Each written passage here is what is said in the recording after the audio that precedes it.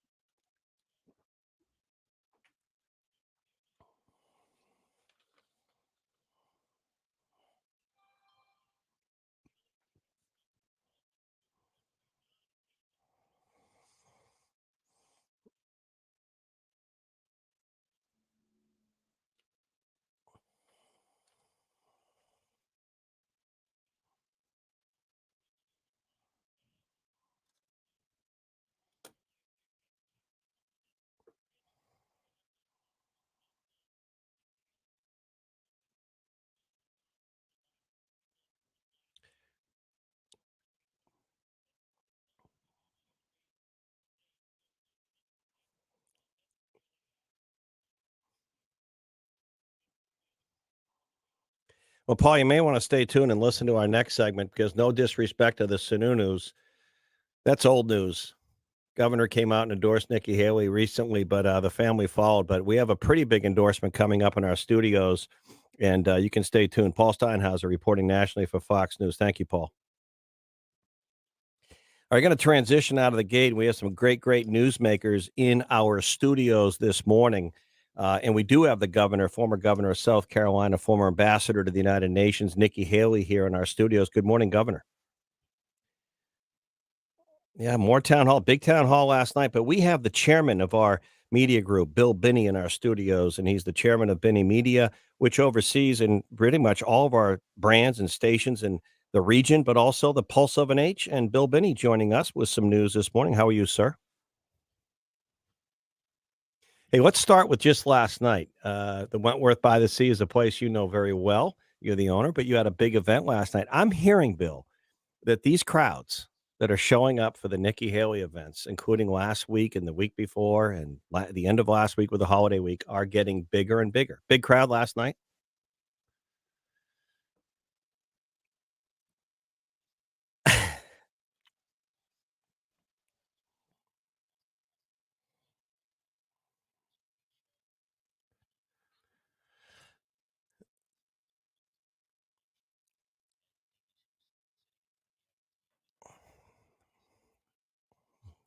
Well, well, Bill Benny, I'm going to stay with you for the moment because that's where the light is. I don't have you on the show enough. I love your socioeconomic take, your business background. You know the economy. You've created more jobs than I can probably add up here. You still do all that stuff. You're also a former U.S. Senate candidate. You've run for a big office before as a Republican. You're a former state Republican Party official. You've met Donald Trump. You've met You met all these people, including Governor Nikki Haley, former governor. And you're here today to talk about her candidacy and make some news. So why don't we start with that? No disrespect. Why are you here?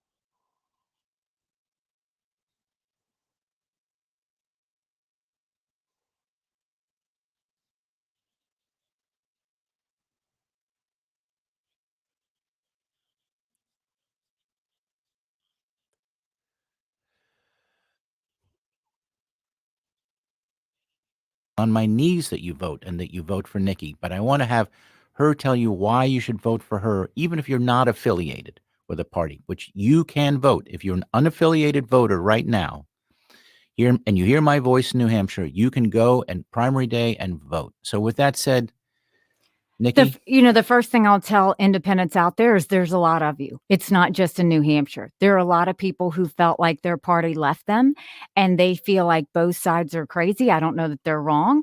And at the end of the day, they want sanity back. And what I will tell you is, I have said Republicans have lost the last 7 out of 8 popular votes for president. That's nothing to be proud of. We should want to win the majority of Americans. And that's what I'm trying to do.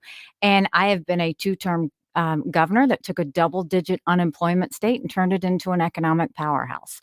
I was at the UN. I dealt with Russia, China, Iran every single day and showed them what we expected of them instead of being reactionary. And we'll take America to a new place where people don't feel like they're working for government again.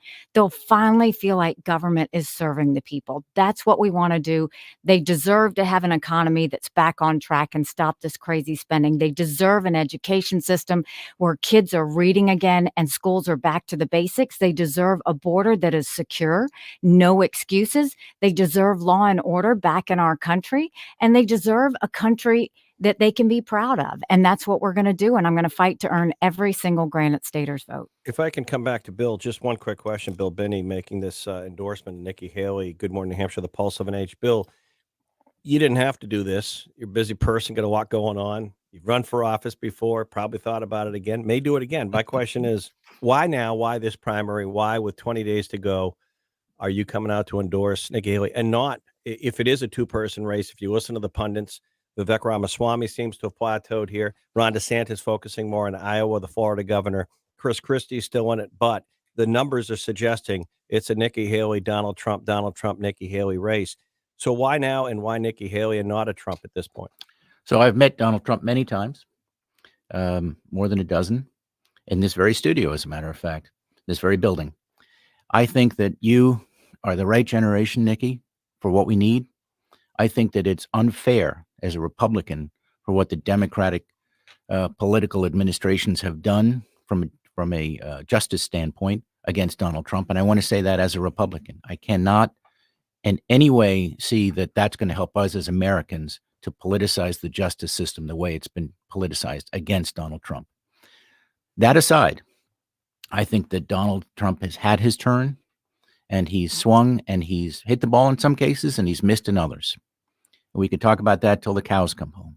But right now, today in 2024, we need a young, fresh, new mind, a new voice, someone who understands the problems of America. And I think without question, you are that candidate. And it's my privilege, I really mean it, to endorse you. And if there's anything we can do here, Benny Media, to help you, we're happy to do it. And I say that on the air. Go tell 10 people. That's what I'll tell everybody that's listening. Go tell 10 people that you want to see a change in our country. Go tell 10 people to go to NikkiHaley.com, get a yard sign, volunteer, get involved. We're going to do this. And we're going to do this because Americans deserve it. It's time to bring a transparent government back to the people. It's time to give people information and let them live the lives they want to do.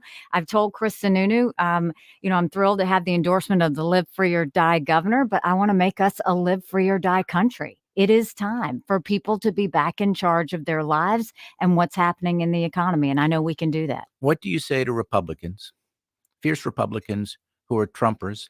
What do you say to them in the time of 2020 when Trump controls the party? What do you say to them that you're their candidate and they should vote for you versus Donald Trump? And then next, if you are elected, will you forgive him? Will you give him a pass on all of these issues?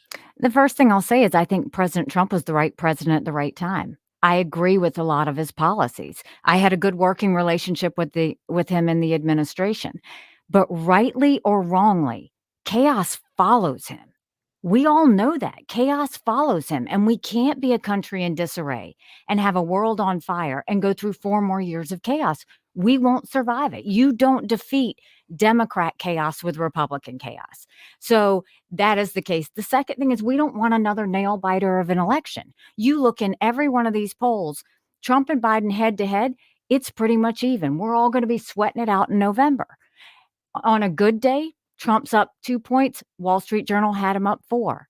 In those same exact head-to-head polls, this last one, Wall Street Journal, I defeat Biden by 17 points. 17 points. You go with a win like that, that's governorships, that's House, that's Senate, that's all the way down to school board. That's going in with a mandate to DC to say you're going to stop the spending, you're going to get our kids reading, we're going to close this border, we're going to bring law and order back.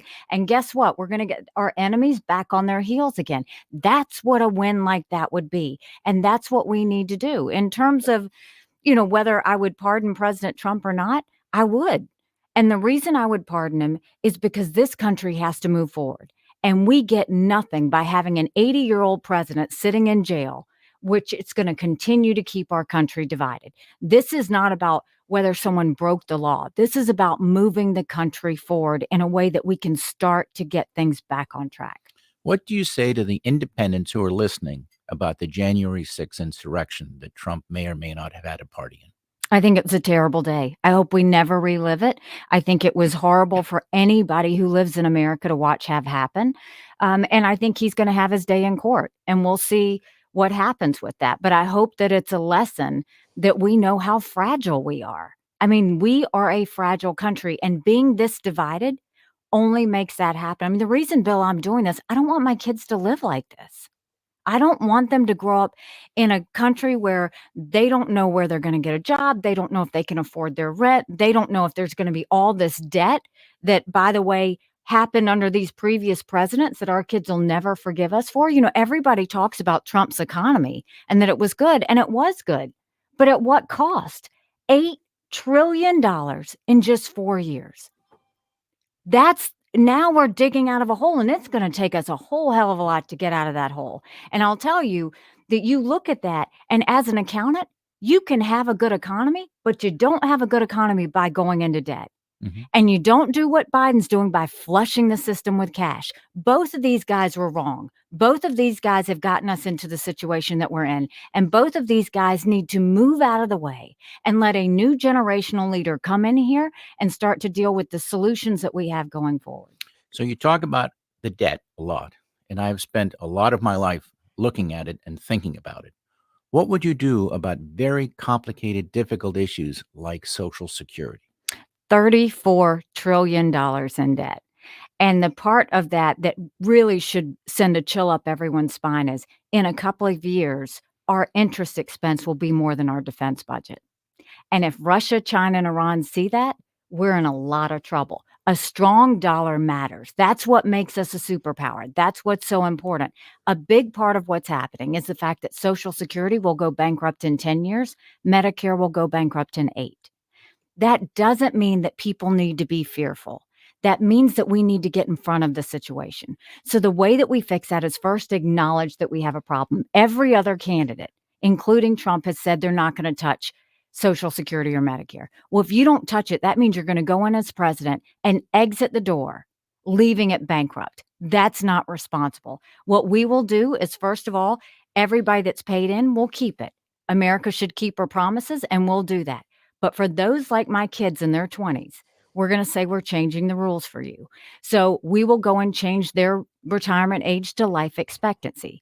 We'll do cost of living increases based on inflation instead of just the basic cost of living increases they've been doing now. We'll limit benefits on the wealthy. And we'll expand Medicare Advantage plans. Seniors love that. It's more competitive. Those are the things that we'll do. By acknowledging the problem, then we can dig out and see what we're dealing with. But we don't have to hurt people. We just have to get in front of it and say, okay, there are some solutions to the problem. Real quick question for Governor Nikki Haley. Bill Binney, chairman of Binney Media in our studios, making this endorsement on behalf of him, the chairman. But I want to come back on a news talk question, Nikki Haley. What Bill's question about Social Security. Democrats are real good at just saying, they'll say, Nikki Haley wants to take away your Social Security. Nikki Haley wants to take away your Medicare. Nikki Haley wants to have a national abortion ban. How do you respond to those claims for those independent voters who might see an ad, especially as the heats up here in the next 20 days? It's what Democrats do. They put fear in people. And what I will tell you is, as an accountant, the last thing I'm going to do is make anyone feel unstable. That's not, you should get what you think is coming to you, and you should get what you've been promised. But there are ways to fix it. Accountants know that numbers tell a story. And the second you start to see where those numbers are, you know where to get in front of it and how to move them so that people don't suffer. That's what we haven't had in a long time. That's how we'll deal with it. And so everything we've done, I've done over 150 town halls, answering every question, shaking every hand, being the last person to leave. Because what you're going to see me do as a president is what I did as governor and as ambassador. I will give you everything I know. I will be incredibly transparent. And then we together will make the decisions. That's the problem with Biden. He doesn't tell anybody what's going on. Can you win this primary in 20 days? Donald Trump's had the lead, and it's been a big lead. It Been a big has. lead, consistent. Can you win this? And we're closing in on him. That's why he's doing commercials against us. We're going to be strong in Iowa, strong in New Hampshire, strong in South Carolina. You watch. Forget the political pundits. We're about to make history. Bill Binney, do you think it's going to be a photo finish in the New Hampshire primary? A lot of the national media are scratching their heads. I don't think they really know, because I've seen the national media get it wrong time and time again. New Hampshire likes not to be told what to do when it comes to an independent vote. Do you think it's going to be a close one? Oh, I think it'll be a close one, but I think Nikki wins. I think that there is a tidal change, an earthquake happening very quietly and starting here, that the people are saying enough with toxic Trump, enough with old man Biden. We want a change. We want a new voice. We want a fresh start. I think Americans and New Hampshire citizens love a fresh start, and we want to clear the decks and get it going. And I think we need a leader that can build and a leader that can unify. And I do believe Nikki can do that. I do believe that. All right. We, as you know, we have a time clock here. We need to take a quick break. Good morning, New Hampshire. The Pulse of NH, Bill Binney, chairman of Binney Media. Thanks for coming in and being part of the show this morning. I actually think we might have another show in the works here. That was one of the easiest segments I've done in a long time, J-Dog. But no, it's a great discussion. So thank you for coming in, Bill. I appreciate it. You're welcome anytime. Of course, I'd love to get you also talking about the economy sometime soon. And if we want to come back, we can. But we need to sneak in a quick break for our affiliates. Nikki Haley, former governor of South Carolina, Republican presidential candidate, back on Good Morning New Hampshire, the Pulse of NH in a moment. Start your day with the news you need. Information.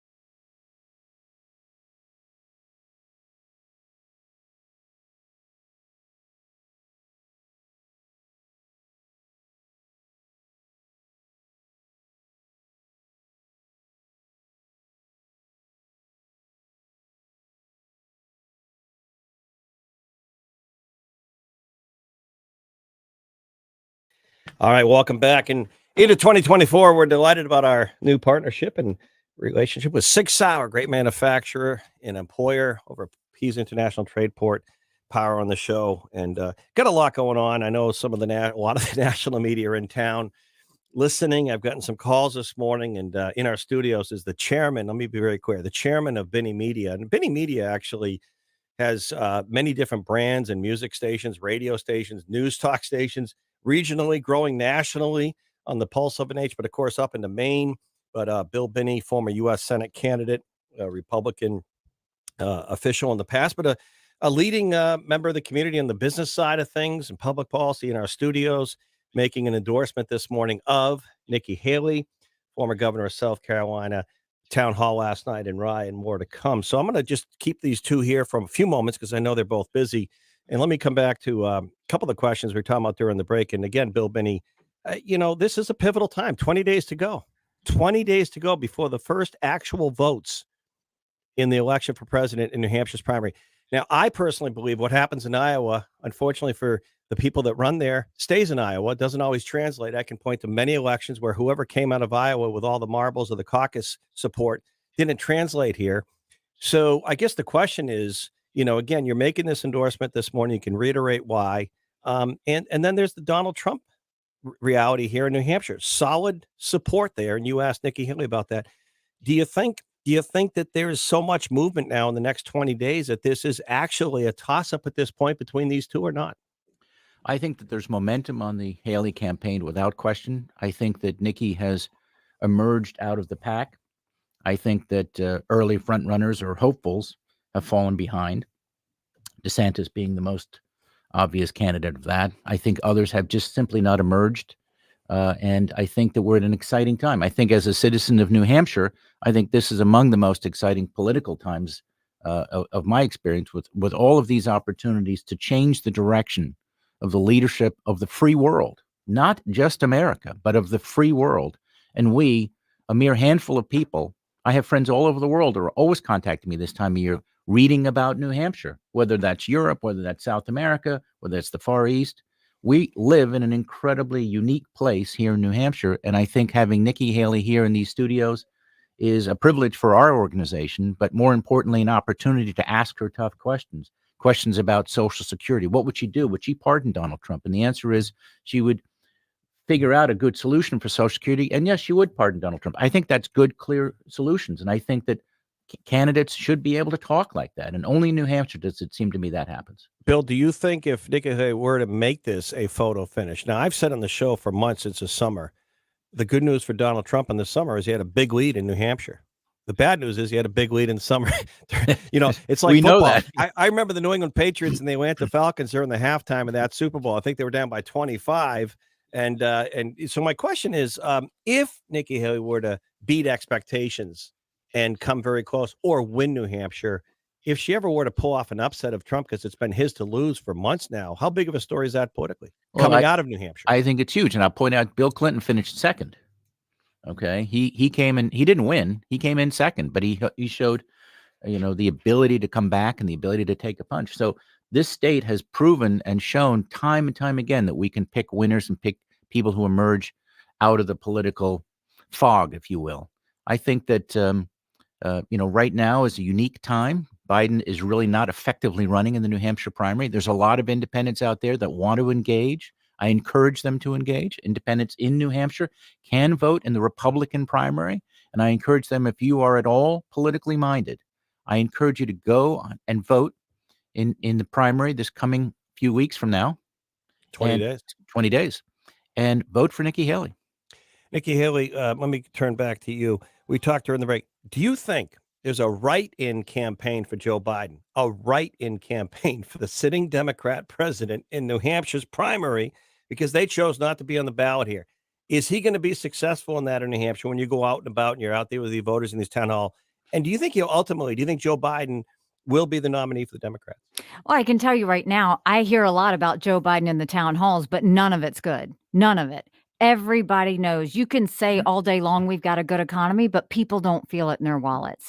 You can say all day long, oh, we're making big strides, but nobody sees it. And you can say all day long, oh, people are safe, but they see law enforcement pushing to try and get law and order back. They see the world on fire. Nobody feels comfortable, and they're almost on the verge of being scared. So, and then you add on top of that, that everybody sees how much Joe Biden's struggling. And they know a vote for Joe Biden is a vote for Kamala Harris. And God help us if we get a President Kamala Harris, because we know that she won't be able to handle that. So that's all I hear. I don't think you're going to have this passion of people wanting to go for Joe Biden. I think you're going to have passion for people saying, look, we don't want a Trump-Biden rematch. We want to get our country back on track. We want to do this for our kids. And I think that's what you're going to see them do. So this is Bill Binney talking. Let me ask you a couple of questions. We as Republicans are often thought of the mean party. We hear that again and again. I have. When there are issues like reproductive rights, there are issues like Social Security, there's issues like we care more about defense than we do about people. What do you say to people on some of those issues? So let's take reproductive rights. What's your position on reproductive rights? Well, I think what people will always get from me is the truth. And I think that, abortion has always been a very personal issue for every woman and man. And we need to treat it that way. I am personally unapologetically pro-life, not because the Republican Party tells me to be, but because my husband was adopted and I had trouble having both of my children. Having said that, I don't judge anyone for being pro-choice any more than I want them to judge me for being pro-life. So let's look at how we got here. Prior to 1973, you had 46 state laws that dealt with abortion. And in 1973, you had unelected justices throw out those state laws and say abortion anytime, anywhere, for any reason. Now a wrong has been made right, where unelected justices said that shouldn't have happened, and they put it back in the hands of the people. And that's where it should have belonged. So some states are going more pro-life. I welcome that. Some states are going more on the choice side. I personally wish that wasn't the case, but the people have decided, and I respect that. But the debate we have, Bill, is on a federal law. And that's where no one is telling the American people the truth. In order to have a federal law, you have to have a majority of the House, 60 Senate votes, and a signature of a president. We haven't had 60 Republican senators in over 100 years. We might have 45 pro-life senators. So no Republican president can ban abortions any more than a Democrat president can ban these state laws. So which I think everybody's goal is, how do you save as many babies as you can and support as many moms as you can? If that's our goal, let's find consensus. Can't we agree just to ban late-term abortions? Can't we agree that we should encourage adoptions and good quality adoptions? Can't we agree that doctors and nurses who don't believe in abortion shouldn't have to perform them? Can't we agree that contraception should be accessible? And can't we agree that no state law should tell a woman if she's had an abortion, she's going to jail or she's getting the death penalty? Let's start there. No more demonizing this issue. I had a roommate in college who was raped. I wouldn't wish on anyone what she went through wondering if she was pregnant. Everybody has a story. Let's be respectful of the story. And what I've watched for too long is Democrats put fear in women over the abortion issue, and Republicans use judgment. There is no place for fear or judgment on an issue this personal. And so I will always talk about it with respect, and I will only talk about it in the way when things can get done, not to scare people, not to say something's going to happen that's not going to happen. I will always put the truth out there and include the people in the solutions that we have going forward. So if you're faced with an abortion ban for the third trimester, would you support it or not? Wherever we get 60 Senate votes. If you get 60 Senate votes, and that's a hard thing to do, I will support it because it will save more babies and it'll support more moms. Okay, good. One final question. I appreciate the time, but it's great to have newsmakers in the studio. And thank you both for coming in, Bill Binney, Nikki Haley. Iowa, as I said, doesn't really translate with the caucus process, but you've spent a lot of time there. You're there trying to get support of the caucus goers. So is Ron DeSantis. Put more of his marbles or eggs or dice into Iowa than New Hampshire. And, of course, Vivek Ramaswamy, Chris Christie. So if Iowa happens and it's not good for either the Florida governor or former New Jersey governor, meaning Ron DeSantis, Chris Christie, what do you say to those people in New Hampshire that might be supporting them? And then our primary is 20 days. In other words, how do you go to the DeSantis voters, whether he stays in or not, on Chris Christie's folks saying, look, because Governor Sununu has been rather pronounced wanting fewer people in the race because, the numbers. So what do you say to potential DeSantis, Christie supporters, and maybe even Ramaswamy if they're shopping after Iowa? I trust the people of New Hampshire. They get where their place is in the process, and they know what this is about. And they know that this is important for every state. I'm fighting just as hard in Iowa as I am in New Hampshire, as I am in South Carolina, and every other one. You want to win everybody's vote. So any candidate that's not playing in Iowa is, first of all, not being serious to start with. Any candidate that's not playing in New Hampshire is not being serious to begin with. We're going to be strong in Iowa. We're going to come to New Hampshire. And guess what? We're going to go to my sweet home state of South Carolina. You have to have an in and you have to have an out, or else you're wasting the person's vote here in New Hampshire. And so that's what I'll tell you. We haven't seen Ron play here in New Hampshire at all. We haven't seen Chris Christie play in Iowa at all. Chris and Ron have barely been in South Carolina. We've been in every one of them because we're going to do the work and we're going to fight the fight to make sure we earn every vote. All right, going to let you both go. Bill Binney, chairman of Binney Media, always welcome. Great to have you here. Nikki Haley, former governor of South Carolina, Republican presidential candidate. Go to NikkiHaley.com. And by the way, you can catch the full interviews because we're already getting some requests from media folks at the Pulse of an H. Morgan and our team, J-Dog, will get this up, the interviews online, and you can always listen 24/7. We're going to take a quick break. Jack Heath, J-Dog on the boards. Good morning, New Hampshire, the Pulse of an H, back with our own White House correspondent, John Decker, next. 107.7 WT.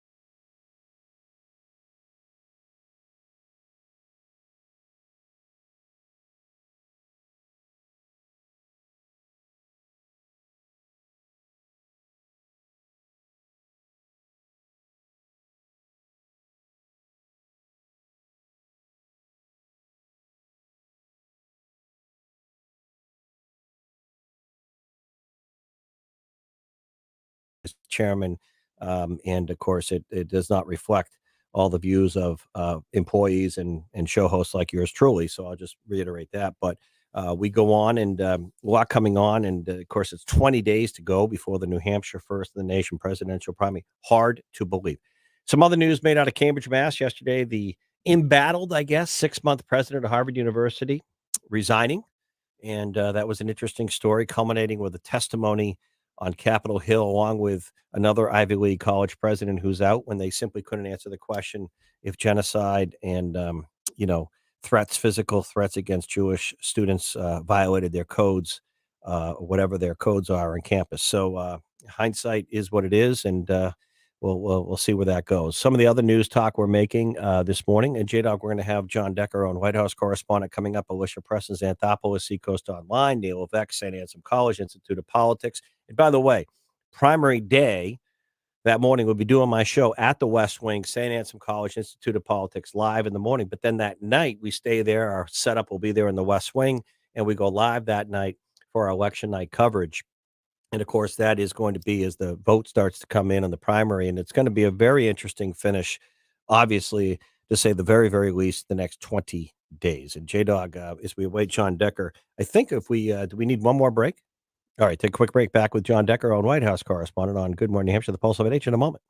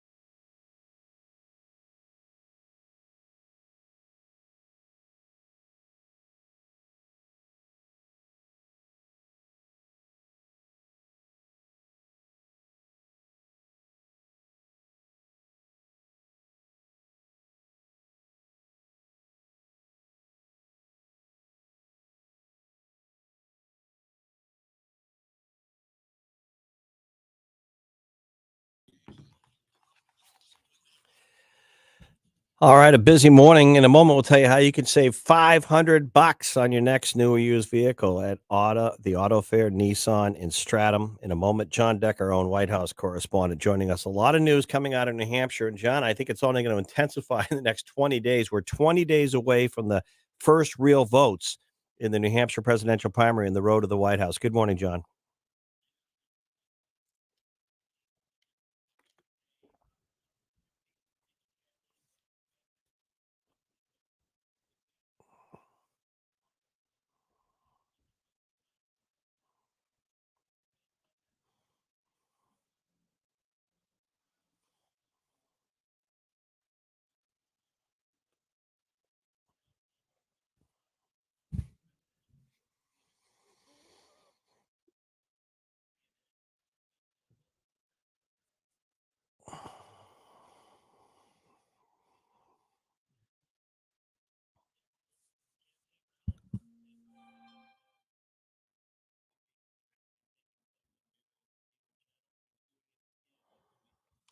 And John, the question for folks like you outside of New Hampshire in the National Press Corps and the White House Press Corps is, will that work in New Hampshire where Donald Trump has had a big lead on the polls consistently? In other words, hasn't done any of the debates you're pointing out. The debates probably been nullified to a point because the big factor has not been in the room. But the question is going to be in the next 20 days, with independent voters being able to take part in New Hampshire's primary and vote as Republicans, is this primary out of New Hampshire the things I'd be looking for? Again, I'm not trying to be presumptuous, John, but if I was in your loafers or shoes, or tennis shoes, because you're a tennis guy, I would. This is what I'd be looking at out of New Hampshire. Does Trump win, and by how much, or does he not win? And what does that say? And Joe Biden, who's not running in New Hampshire because he's not on the ballot here because he's avoiding the early contest, does the write-in campaign fail and not do much? And is Joe Biden, the incumbent, embarrassed? In other words, does New Hampshire rock this picture that it's going to be Biden and Trump again? And that's the big thing I'd be watching in the next 20 days.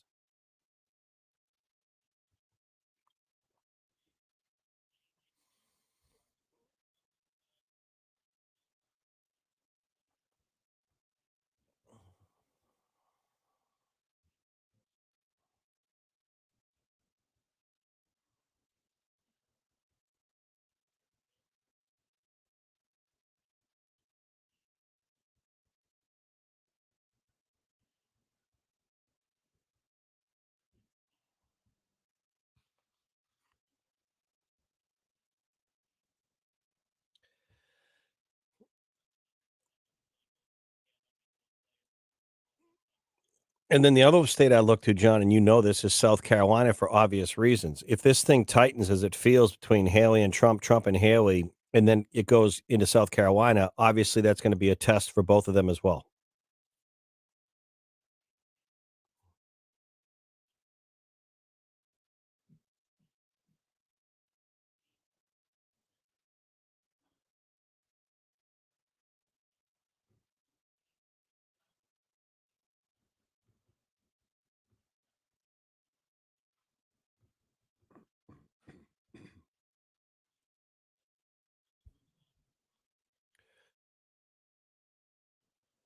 John Decker, our own White House correspondent. Thank you for the time, John. I mentioned Auto Fair, Nissan, and Stratum, and I have a great Nissan Frontier pickup truck that I love because it's the newly designed one. In the last couple of years, they finally redesigned the Frontier, but I just like a pickup truck. That's me. No offense, Al Gore. You burn more fuel in one flight when you go to these conferences than I will in my lifetime. And by the way, it's clean and efficient, and I love it. My point is, Auto Fair, Nissan, and Stratum conveniently located. Great stretch there in Stratum and the Nissan team there, and Adam and the team and Phil. And here's the deal: just by listening to the show, the name Jack, Jack, just go in there, Jack, and you're going to get $500 beyond whatever deal you're going to get on a new or used vehicle. $500 beyond the best deal you're going to get. So let me just not many things are free in life, right? $500 is $500.